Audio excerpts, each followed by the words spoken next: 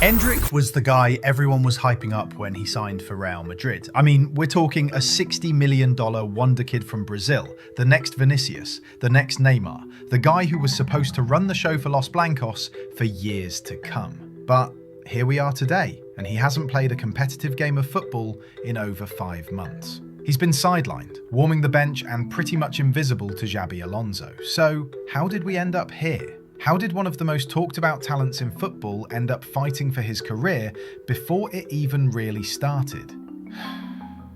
The story of Bobby Endrick.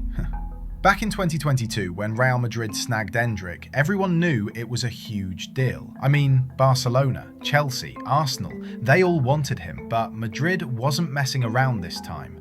They'd missed out on Neymar years ago, and there was no way they were letting another Brazilian superstar slip through their fingers. The kid was only 16 and was already banging in goals for Palmeiras. He was bold, had crazy skills, and looked like a future legend in the making. Madrid made a massive song and dance about him arriving, all over social media, with pictures next to Bellingham and grinning with Ancelotti. It seriously felt like the beginning of something special.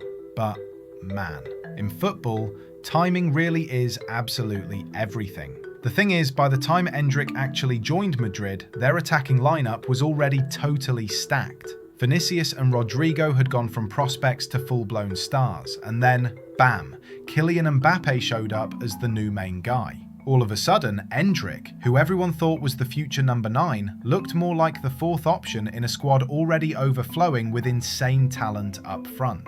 Even when he managed to show off some of his skills, there just weren't enough minutes on the pitch for him to go around. Then came the absolute killer blow. In the very last game of his debut season, Endrick tore his hamstring. That injury knocked him out of the Club World Cup, where everyone was sure he was finally going to light things up. Just as he was getting close to coming back, disaster hit again. The same injury recurred. That meant months on the sidelines, while Real Madrid's whole system kept evolving without him. By the time he was finally fit, all the buzz and momentum he had was totally gone. The hype had officially turned into major worry. When Xabi Alonso took over, things got even tougher. Alonso's style of football needs a really physical, disciplined striker. You know, someone who locks into their position, like Joselu or even academy guy Gonzalo Garcia, who actually went on to win the Club World Cup Golden Boot. But Endrick is the opposite. He thrives on freedom, running at defenders, making stuff up on the fly, and breaking lines. That just isn't Alonso's game. So while Gonzalo and Mbappé fit the tactical plan, Endrick was iced out, stuck watching from the bench, waiting for a shot that never materialised.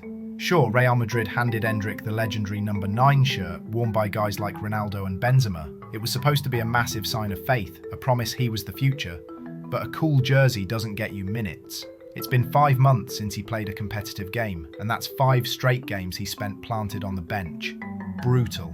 Inside Madrid, there's talk about patience, that Endrick's moment will eventually arrive. But here's the thing, patience can actually be risky for a young guy.